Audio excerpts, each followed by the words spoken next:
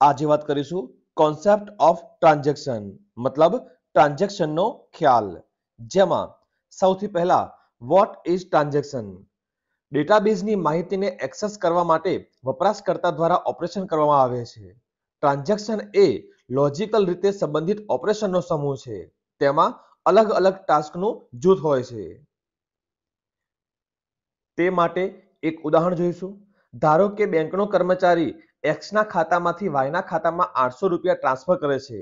આ નાના વ્યવહારમાં ઘણા બધા નિમ્ન સ્તરના ટાસ્ક હોય છે, જેમ કે x account, open account x, ત્યાર પછી એક્સ ડોટ બેલેન્સ જેને ઓલ્ડ અંડરસ્કોર બેલેન્સમાં સંગ્રહ કરે છે, ત્યાર પછી ઓલ્ડ અંડરસ્કોર બેલેન્સમાંથી 800 બાદ કરીને ન્યૂ અંડરસ્કોર બેલેન્સમાં સંગ્રહ થાય છે અને અંતે ન્યૂ અંડરસ્કોર બેલેન્સ એ એક્સ ડોટ બેલેન્સમાં સંગ્રહ થાય છે અને અંતે ક્લોઝ અકાઉન્ટ એક્સ.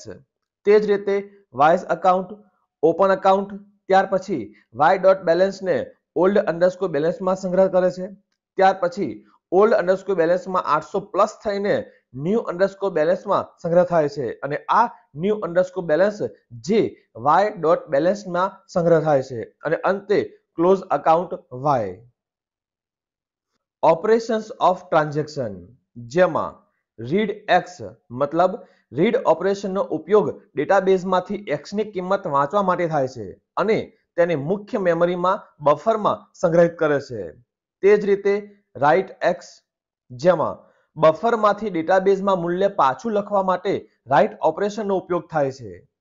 આ સિવાય કમિટ, તે કાર્યને કાયમી ધોરણે સાચવવા માટે વપરાય છે અને રોલબેક, તેનો ઉપયોગ કરેલા કાર્યને અન્ડુ એટલે કે રિવર્સ કરવા માટે થાય છે. આવા જ કોપા સંલગ્ન તમામ વિડીયો માટે ચેનલને સબસ્ક્રાઇબ કરો. જલ્દી મળીશું નવા વિડીયોમાં.